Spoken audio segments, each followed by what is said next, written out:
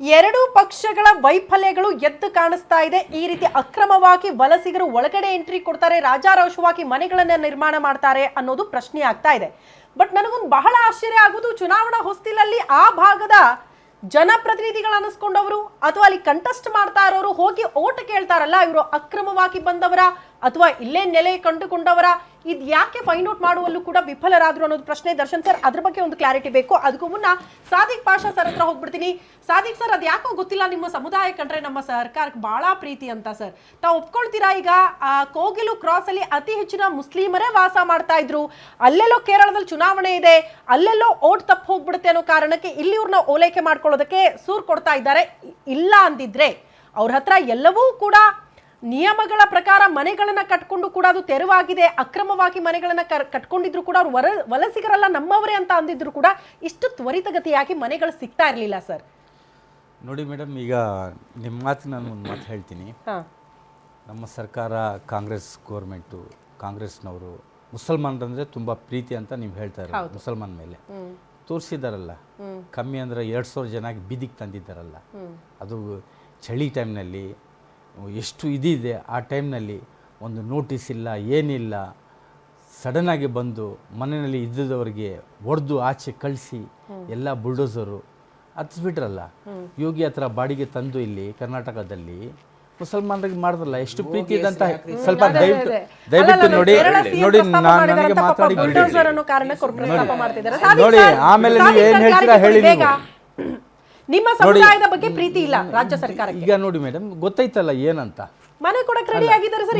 ಮನೆ ಯಾವಾಗ ಕೊಡೋದು? 9 ದಿವಸ ಆದ್ಮೇಲೆ ನಾವು ಬೀದಿಗೆ ಬಂದು ಗಲಾಟೆ ಮಾಡಿ ಧರಣಿ ಮಾಡಿದ ಮೇಲೆ ಎಲ್ಲ ಕೇಳಿದ ಮೇಲೆ ಮನೆ ಕೊಡ್ತೀವಿ ಅಂತ ಹೇಳಿರೋದು. ಅದು ನೋಡಿ, ಇಲ್ಲ ಎಷ್ಟು ಧರಣಿಗೆ ನೋಡಿ, ಈ ಫೋಟೋಗಳು ತೋರಿಸ್ತೀನಿ, ಎಷ್ಟು ಬೀದಿನಲ್ಲೆಲ್ಲ ಬಂದು ನಾವು ನೋಡಿ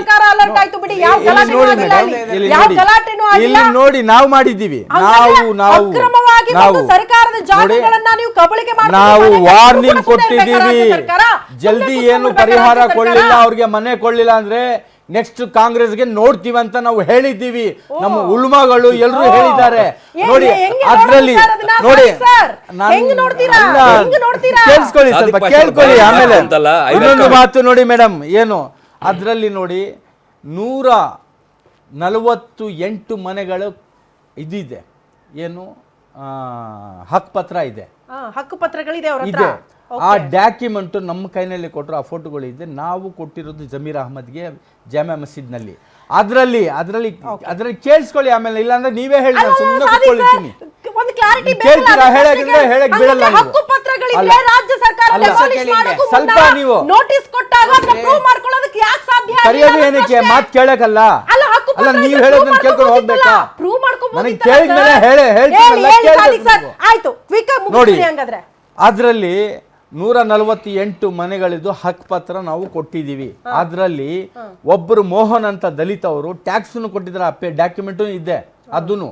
ಅದು ಇವರು ಕಾಂಗ್ರೆಸ್ನವ್ರು ಏನು ಹೇಳಿದ್ರು, ಅಲ್ಲಿ ಮಸೀದಿನಲ್ಲಿ ಕೂತ್ಕೊಂಡು ನಸೀರ್ ಅಹಮದ್ ಸಾಬ್ ಅವರು ಮತ್ತೆ ಜಮೀರ್ ಅಹಮದ್ ಖಾನ್ ಏನು ಹೇಳಿದ್ರು, ಈಗಿನ ಕಾಲದಲ್ಲಿ ಪ್ರತಿಯೊಬ್ಬರು ಕೆಮಿಕಲ್ ಮಿಶ್ರಣ ಆಹಾರ ತಿಂದು BP ಶುಗರ್ ಬಂತು ಅಂತ ಚಿಂತೆ ಮಾಡ್ತಾರೆ. 24 ಧಾನ್ಯಗಳನ್ನ ನೀರಿನಲ್ಲಿ ನೆನೆಸಿ ನೆರಳಿನಲ್ಲಿ ಒಣಗಿಸಿ ಮಣ್ಣಿನ ಮಡಿಕೆಯಲ್ಲಿ ಹದವಾಗಿ ಹುರಿದು ಸಾಂಪ್ರದಾಯಿಕ ಪದ್ಧತಿಯಲ್ಲಿ ತಯಾರಾಗಿದೆ ಜೀನಿ. ಇದನ್ನ ನೋಡಿ ನಮಗೆ ಅಲ್ಲಿ ಏನು ಇದು ಇನ್ಫಾರ್ಮೇಶನ್ ಬಂದಿತ್ತು, ಎಲ್ಲರೂ ಬಾಂಗ್ಲಾದೇಶಿಗಳು ಇದ್ದಾರೆ, ಎಲ್ಲರೂ ಇದ್ದಾರೆ ಅಂತ ಬಂದಿತ್ತು. ಅದಕ್ಕೆ ನಾವು ಅಂತ ಹೇಳಿದ್ರು. ಆಮೇಲೆ ಇದು ನೋಡಿದ ಮೇಲೆ ಹಕ್ಕುಪತ್ರ ಇದೆಯಲ್ಲ, ತಹಸೀಲ್ದಾರ್ ಕೊಟ್ಟಿದ್ದಾನಲ್ಲ, ಇದ್ರ ಮೇಲೆ ನಾವು ವಿಚಾರಣೆ ಮಾಡ್ತೀವಿ, ನಾವು CM ಹತ್ರ ಈ ಡಾಕ್ಯುಮೆಂಟ್ ತಗೊಂಡು ಹೋಗ್ತೀವಿ ಅಂತ ಹೋಗ್ಬಿಟ್ಟು ಆಮೇಲೆ ಹೇಳಿದ್ದು, ಇದರಲ್ಲಿ ಆಗಿದೆ, ಎಲ್ಲಿ ಒಂದು ಕಡೆ ತಪ್ಪು ಆಗಿದೆ, ಅದಕ್ಕೆ ನಾವು ಯಾರು ಪಕ್ಕ ಇದ್ದಾರೆ ಅಲ್ಲಿ, ಆಧಾರು ID ಯಾರ್ಯಾರು ಇದೆ ಮತ್ತೆ ಈ ಹಕ್ಕುಪತ್ರ ಇದೆ, ಅವರನ್ನು ಮನೆ ಕೊಡ್ತೀವಿ ಅಂತ ಹೇಳಿದ್ರು. ಸೊ ಅದ್ರಲ್ಲಿ ತಪ್ಪೇನಿಲ್ಲ ಅಂತ ಹೇಳ್ತಿದ್ದೀರಾ? ಹಕ್ಕುಪತ್ರ ನಿಯಮಗಳ ಪ್ರಕಾರ ಇದೆ, ಅದನ್ನ ಅವ್ರಿಗೆ ವಾಪಸ್ ಪ್ರಶ್ನೆ ಮಾಡಬಾರ್ದು ಅಂತ. Okay Sadiq sir. ಅಲ್ಲ ನೋಡಿ, ಇನ್ನೊಂದು ಏನಂದ್ರೆ ಪ್ರಸನ್ನ ಕುಮಾರ್ ಇದ್ರು ಅವಾಗ MLA.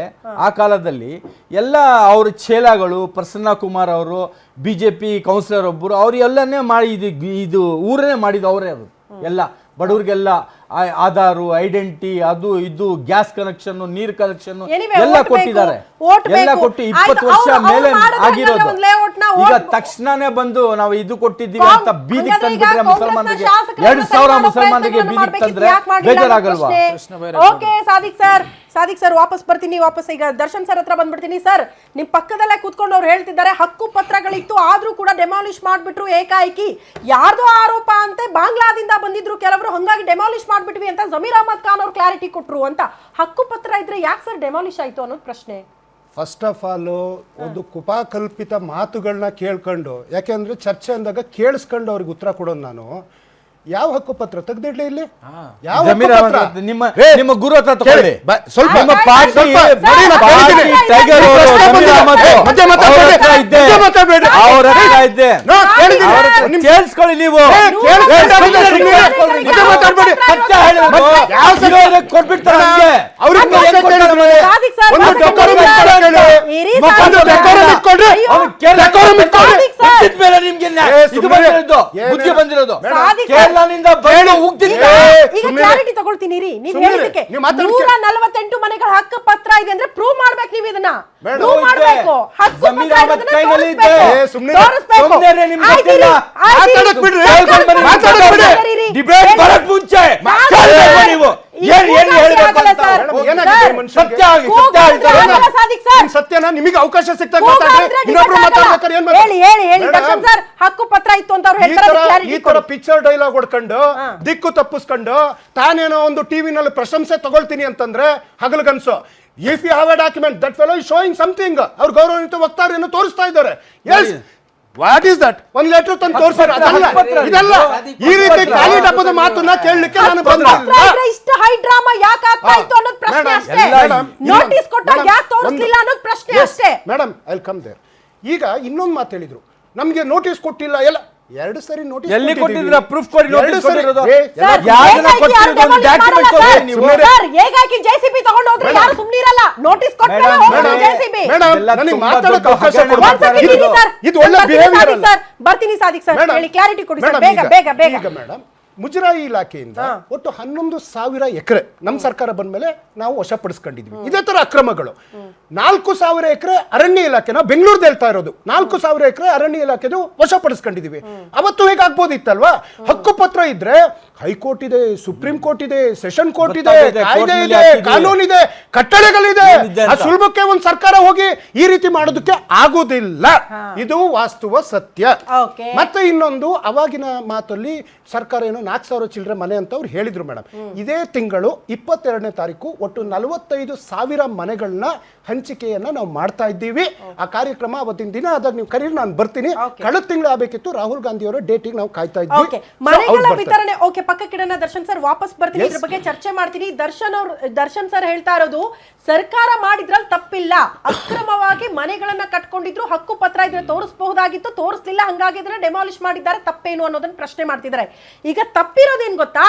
ನಿಯಮಗಳ ಪ್ರಕಾರ ಡೆಮಾಲಿಷ್ ಮಾಡಿರೋದು ಹೌದು, ಆದ್ರೆ ತರಾತುರಿಯಲ್ಲಿ ಯಾರೋ ಕೇರಳ ಸಿಎಂ ಟ್ವೀಟ್ ಮಾಡ್ತಾರೆ, ವೇಣುಗೋಪಾಲ್ ಅವರು ಹೇಳ್ತಾರೆ, AICC ಹೇಳುತ್ತೆ ಅನ್ನೋ ಕಾರಣಕ್ಕೆ ತ್ವರಿತಗತಿಯಲ್ಲಿ 2-3 ದಿನಗಳಲ್ಲಿ ಮನೆಗಳನ್ನ ಕಲ್ಪಿಸಿಕೊಡೋದಕ್ಕೆ, ಅಕ್ರಮವಾಗಿ ಮನೆಗಳನ್ನ ನಿರ್ಮಿಸಿಕೊಂಡವರಿಗೆ ಮನೆಗಳನ್ನ ಹೆಂಗ್ ಕೊಡ್ತಾ ಇದೆ ಸರ್ಕಾರ ಅನ್ನೋದು ಪ್ರಶ್ನೆ.